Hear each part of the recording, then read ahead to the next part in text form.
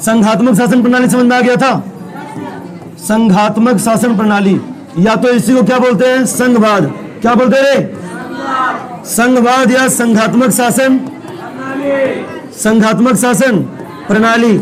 इसमें था क्या? शक्तियों का, शक्तियों का किसके किसके बीच शक्तियों का बंटवारा? केंद्र सरकार और, केंद्र सरकार और इस दोनों को शक्ति देने का काम कौन करेगा? इस दोनों को शक्ति कौन देगा? और इसी को बोलते हैं संघात्मक शासन। संघात्मक शासन, या तो संघात्मक शासन व्यवस्था और या तो इसी को बोलते हैं संघवाद। क्या बोलते हैं इसको? हम लोग का टॉपिक पिछले 2-3 दिन से यही चल रहा है, संघवाद या संघात्मक शासन प्रणाली या संघात्मक शासन व्यवस्था। संघात्मक शासन, तीनों में से कुछ भी दे दे तो शक्तियों का बंटवारा ही होगा। किसके द्वारा बंटवारा होगा? किसके किसके बीच? केंद्र और राज्य के बीच। और सुनो इसके बाद, अब हम सुनो इधर, अरे अब हम लोग पढ़ेंगे संघात्मक शासन प्रणाली का विशेषता क्या है। सुनो, एकात्मक भी अभी इसके जस्ट आगे एकात्मक बताया कि नहीं? एकात्मक और संघात्मक शासन प्रणाली का अलग अलग विशेषता है। तो पहले विशेषता पढ़ेंगे इसका, संघात्मक शासन प्रणाली, संघात्मक शासन। तो सबसे पहला विशेषता क्या है? देखो, सत्ता का, अरे क्या एकात्मक शासन प्रणाली में, पहले एकात्मक देख लेते हैं, एक बार एकात्मक देख लेते हैं, उसके बाद समझ में आ जाएगा एकात्मक क्या है। देखो, एकात्मक शासन, एकात्मक शासन संघात्मक शासन प्रणाली के जस्ट उल्टा है। संघात्मक शासन प्रणाली के जस्ट उल्टा कौन है? एकात्मक शासन। संघात्मक, सुनो, संघात्मक शासन प्रणाली के जस्ट उल्टा कौन है? एकात्मक शासन। नाम में ही छुपा हुआ एक, एकात्मक मतलब एक। तो शासन प्रणाली में एक ही स्तर का सरकार होगा। यहां पे कितने स्तर का सरकार होगा? एक ही स्तर का। वैसी शासन व्यवस्था जिसमें देश की संपूर्ण शासन, देश की संपूर्ण शासन शक्ति, पूरा देश पे शासन करने की शक्ति को बोलते हैं संपूर्ण शासन शक्ति, एक ही केंद्रीय सरकार। कौन सरकार के पास? क्या राज्य सरकार के पास होगा? नहीं होगा। तो सुनो, वैसी शासन व्यवस्था, ये भी एक शासन व्यवस्था है या तो शासन प्रणाली है जिसमें देश की संपूर्ण शासन शक्ति, पूरा देश को चलाने की जो शासन शक्ति है किसी सरकार के पास, वो सिर्फ और सिर्फ किसके पास है? केंद्रीय सरकार के हाथ में होती है। उसे ही क्या कहते हैं? एकात्मक शासन। क्या सबको समझ में आ गया? क्या यहाँ पे 2 स्तर का सरकार होगा? और अगर होगा, अगर गलती से भी होगा तो उसको जो शक्ति मिलेगा वो संविधान के द्वारा नहीं मिलेगा। सुनो, कोई कोई क्या करता है, सुनो देखो, इसमें क्या होता है कि एकात्मक शासन प्रणाली में भी अपनी सहूलियत के लिए कोई दूसरे स्तर का सरकार को बना भी दिया, मान लेते हैं कि दूसरे स्तर का सरकार बन गया, लेकिन उसको जो पावर मिलेगा वो केंद्र सरकार देगा, संविधान नहीं देगा। संघ में क्या था? संघीय वाले में क्या था? पावर कहां से मिल रहा था? लेकिन यहां पे जो पावर मिलेगा, अगर दूसरे स्तर का सरकार रहेगा या प्रांतीय स्तर या राज्य स्तर, वैसे तो नहीं रहेगा, लेकिन अगर एकात्मक शासन प्रणाली में दूसरे स्तर का सरकार होगा तो उसको पावर कौन देगा? केंद्र सरकार। पावर कौन देगा उसको? अगर केंद्र सरकार पावर दिया तो मनमाना है कि नहीं? पावर दिया, कल होकर छीन लेगा। कहीं लिखित है क्या? लेकिन संघीय शासन व्यवस्था में, संविधान में लिख दिया गया कि नहीं कि तुम पावर को कभी भी छीन नहीं सकता है, संविधान में लिखा हुआ है। वहां पे संघीय में राज्य सरकार को पावर कौन दिया है? संविधान। अरे संघीय में राज्य सरकार को पावर कौन दिया है? संविधान। लेकिन यहाँ पे एकात्मक शासन प्रणाली में पहली बात कि यहाँ पे एक स्तर का ही सरकार होगा, लेकिन अगर किसी देश में दूसरी स्तर का सरकार होगी या दूसरी स्तर की सरकार होगी या मतलब कितने भी स्तर का सरकार कर ले वो, अच्छा ऐसे करती क्यों है? देखो सुनो, मान लो उसको शासन चलाने में दिक्कत हो रहा है, गांव देहात का दूर दराज का एरिया है, शासन चलाने में दिक्कत हुआ तो छोटा मोटा कहीं पे कोई बना देगा, छोटा मोटा सरकार जिसको कि पावर देगा केंद्र सरकार। पावर कौन देगा उसको? संविधान नहीं देगा उसको। क्या संविधान पावर देगा? उसका शक्ति को कभी भी छीना जा सकता है। दूसरी स्तर, तीसरी स्तर, कितने भी स्तर का सरकार बना दे उसकी पावर को कभी भी छीना जा सकता है। क्या कोई लिखित है? नहीं है। केंद्र सरकार के द्वारा मिला हुआ है पावर, कभी भी वो छीन लेगा। तो पहली बात कि यहाँ पे एक स्तर का सरकार होगा, और अगर दोहरी स्तर का हुआ भी तो वो सिर्फ नाम मात्र का रहता है, कठपुतली की तरह। जैसे चाहेगा केंद्र सरकार वैसे नचाएगा उसको। उसके पास बस इंस्ट्रक्शन देगा कि तुम फॉलो करो, हम ये बोल रहे हैं, आदेश का पालन करना है। केंद्र सरकार के आदेश का पालन किसको करना है? राज्य या प्रांतीय स्तर की सरकार को। लेकिन जरूरी नहीं है कि दूसरे स्तर की सरकार होगा, लेकिन यह भी जरूरी कि नहीं होगा, हो भी सकता है। लेकिन अगर होगा तो ये कठपुतली की तरह काम करेगा। आदेश मिला केंद्र सरकार से ये करना है तो करो। लेकिन क्या संघीय शासन व्यवस्था में ऐसा चलता है? क्या जो केंद्र सरकार बोलेगा बिहार सरकार को वैसा कर देगा? क्योंकि बिहार सरकार को पावर कहां से मिला है? संविधान से। कहां से मिला है? एकात्मक। समझ में आ गया? अब ये सारा पॉइंट आता है और हम समझ में आ गया। देखो, सत्ता का विभाजन, हम लोग अभी किसका विशेषता पढ़ रहे हैं? किसका विशेषता पढ़ रहे हैं? संघीय शासन व्यवस्था। सुनो, संघीय शासन व्यवस्था या संघीय शासन प्रणाली की क्या पढ़ रहे हैं? पहला है सत्ता का विभाजन। क्या यहाँ पे शक्तियों का विभाजन होता है कि नहीं?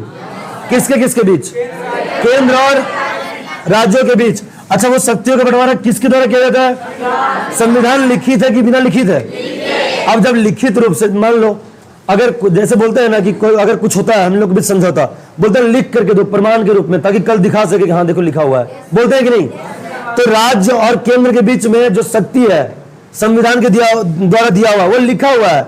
अगर कल होकर के अगर केंद्र सरकार बोलेगा कि राज्य सरकार की शक्ति छीन लेंगे, केंद्र सरकार आएगा बोलेगा देखो संविधान में लिखा हुआ तुम शक्ति, हाँ बराबर नहीं, केंद्र को ज्यादा दिया हुआ है। अभी हम लोग सुनो, अब इसमें देखो केंद्र सरकार और राज्य सरकार को अलग अलग शक्ति है। सुनो, 3 तरह का सूची है। पहला है संघ सूची। पहला कौन सूची है? दूसरा है राज्य सूची। दूसरा कौन सूची है? और तीसरा है, सुनो, तीसरा है समवर्ती। तीसरा क्या है? तीसरा क्या है? तो संघ सूची मतलब कि केंद्र वाला सूची। केंद्र सरकार कितने क्षेत्र में कानून बना सकता है? तो वो 100 है। कितना है वो? राज्य सरकार कितने क्षेत्र में कानून बना सकता है? तो वो 61 है। कितना है वो? और समवर्ती क्या होता है? सुनो, समवर्ती सूची मतलब कि केंद्र सरकार या संघीय सरकार बोलते हैं इसको, या राज्य सरकार, दोनों में से कोई भी इस सूची में आने वाले जो भी क्षेत्र है उसमें कानून बना सकता है। ये है 52। कितना ये? तो बताओ सबसे अधिक सूची किसको मिला हुआ है? अरे सबसे अधिक कानून जितने क्षेत्र में बना सकता है वो कौन है?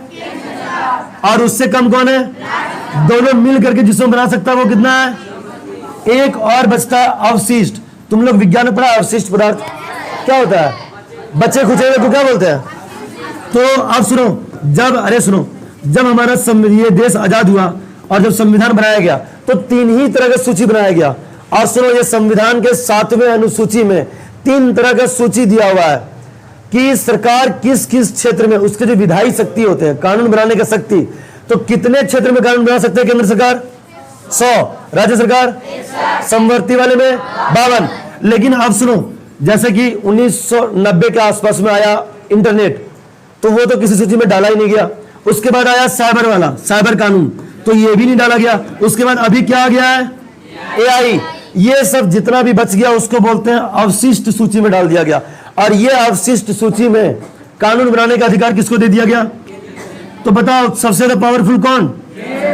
कि राज्य है? केंद्र। लेकिन USA वाले में, अमेरिका वाले में सबसे अवशिष्ट सूची में जो कानून बनाने की शक्ति है वो किसके हाथों में होगा? कहां पे? अमेरिका में कि भारत में? तो अमेरिका वाला जो एग्जांपल है उसको बोलते हैं साथ आकर संघ बनाना, और भारत वाला एग्जांपल था साथ मिलकर के संघ को थामे रखना। समझ में आ गया? ताकतवर ज्यादा कौन? या राज्य है? केंद्र सरकार ज्यादा ताकतवर। समझ में आ गया ये? अब देखो, सत्ता का विभाजन केंद्र सरकार और राज्य सरकारों के बीच शक्तियों का क्या होता है? बंटवारा। किसमें होता है? संघीय शासन में कि एकात्मक में? एकात्मक में तो शक्तियों का बंटवारा ही नहीं होता, वहां पे आदेशों का पालन होता है। संघ सरकार बोल दिया कि ये करो तो वो करेगा, और उसका पावर अगर छीनना है तो छीन लेगा, कोई दिक्कत नहीं। दूसरा, दोहरी सरकार। अच्छा बताओ, 2 स्तर का सरकार होता है कि 1 स्तर का? उसको बोलते हैं दोहरी सरकार। उसको क्या बोलते हैं?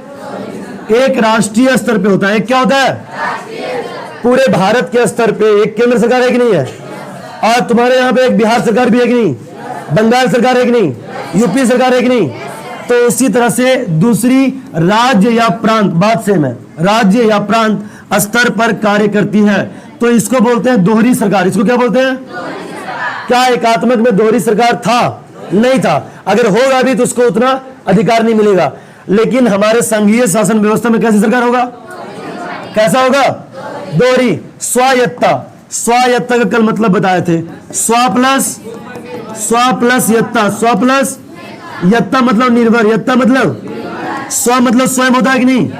जो लोग स्वयं पर निर्भर है उसको बोलते हैं स्वायत्ता। क्या बोलते हैं उसको? अब सुनो ये क्या बोल रहा है, दोनों सरकारें अपने अपने क्षेत्र में स्वतंत्र रूप से कार्य करती है। बताओ राज्य सरकार को कितना मिला हुआ विषय का कानून बनाने के लिए? 61। क्या उसमें केंद्र सरकार दखलंदाजी करेगा? क्या केंद्र सरकार का जो 100 को सूची है, क्या उसमें राज्य सरकार दखलंदाजी करेगा? दोनों सरकारें अपने अपने क्षेत्र में, अपने अपने स्वतंत्र रूप से कि दबाव में, स्वतंत्र रूप से कार्य करती है। सही है गलत? तो स्वायत्ता मतलब होता है वो खुद पे निर्भर है कि 61 को सूची है, उसमें राज्य सरकार कानून बनाएंगे तो बनाएंगे, कोई दखलंदाजी नहीं करेगा। 100 को है, केंद्र सरकार कानून बनाएंगे तो बनाएंगे, राज्य सरकार नहीं आएगा दखलंदाजी करने। दोनों की बात स्वतंत्र है कि नहीं? दोनों, अरे स्वतंत्र है दोनों।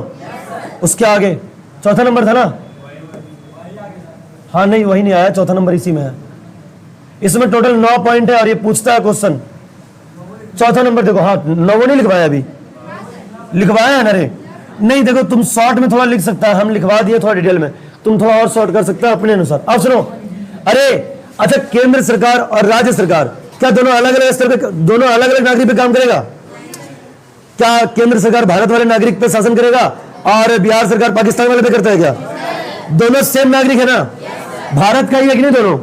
तो सुनो, एक ही नागरिक पर शासन, संघीय शासन व्यवस्था में सत्ता का बंटवारा है, लेकिन शासन क्या करेगा? एक ही नागरिक पे शासन क्या करेगा? देखो यार, केंद्र